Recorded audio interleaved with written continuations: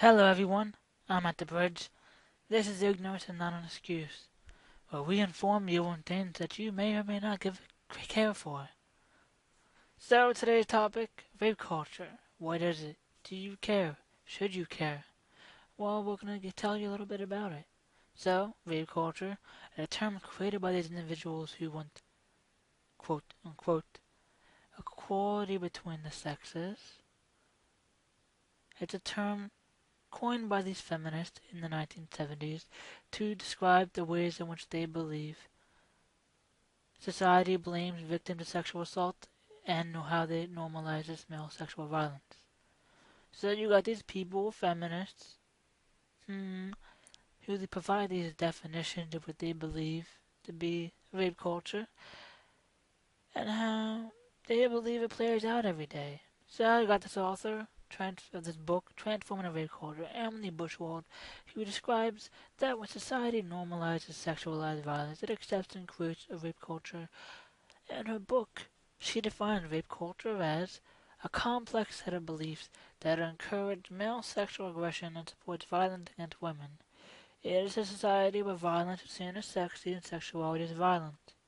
In a rape culture, women perceive a continuum of threatened violence that ranges from sexual remarks to sexual touching to rape itself. A rape culture condones physical and emotional terrorism against women as the norm. In a rape culture, both men and women assume that sexual violence is a fact of life, inevitable. However, much of what we accept as inevitable is in fact the expression of values and attitudes that can change. Think about that statement. Think about it. Inevitable? Really? So, they think that rape culture includes jokes, TV, music, advertising, legal jargon, laws, words and imagery that make violence against women and sexual coercion seem so normal that people believe that rape is inevitable.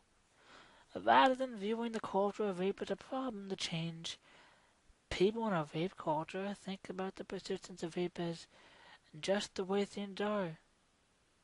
Now, if you're talking about this as a theory, it makes a lot of sense. But in reality, it really makes zero sense. So we got this thing called rape culture. There's these little evidences of what you would call purveying this pattern of violence.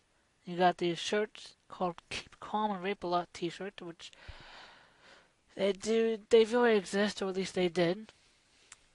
And then there's the media's constant glossing over of sexual assault with euphemistic language, inappropriate behavior, sexual misconduct, and even plain old calling it having sex.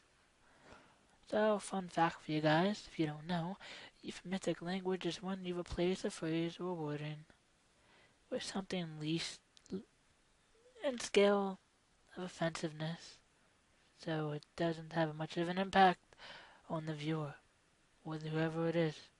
They'll like punch someone in the face, it's called physical assault, physical misconduct, whatever you want to call it. And then you got these photos of breastfeeding mothers, which Facebook pulls from their site for deeming it against their terms of service, but they won't take down photos of abuse against women, which I do agree with, that the photos of the abuse against women should not be there. And then we have the beauty website that called toddlers effing hot. So even the preschool set can't escape objectification. Uh, yeah, I think that society is kind of sexualizing children in a sense, but I don't think that it necessarily has anything to do with the rape culture. Major news outlets waxed sympathetic about how two teen rapists promising lives would be destroyed by a youthful mistake, without wanting to mention how the rape might affect the survivor. Trent Mays will serve 2 years in a juvenile detention facility. Malik Richmond will serve 1 year on that one count that he was found guilty for. But I want to let our viewers listen, because for the first time in this entire trial, we have now heard from the two young men. Trent Mays stood up apologizing to the victim's family in court. After him, Malik Richmond. Listen. say? I would truly like to apologize to Elena, her family, my family, and the community. No picture should have been sent around, let alone even taken. That's all, sir. Thank you. Anything you'd like to say, Malik? I would like to apologize to you people. I had no intention to do anything like that. I'm sorry to put you guys through this. That's just not...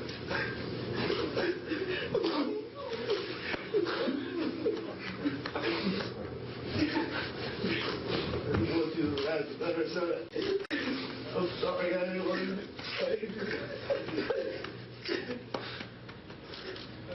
I was sitting about 3 feet from Malik when he gave that statement. It was very difficult to watch. That is kind of effed up.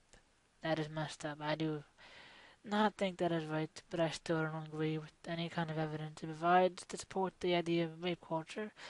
And then we have kids who call the sports game getting totally raped. A piece of marketing campaign that makes a joke out of rape. We're looking at you, Domino's. No is the new yes. And then we have a subculture of self-proclaimed writers who hack into women's computers and steal their photos. Yeah, you shouldn't hack people's shit.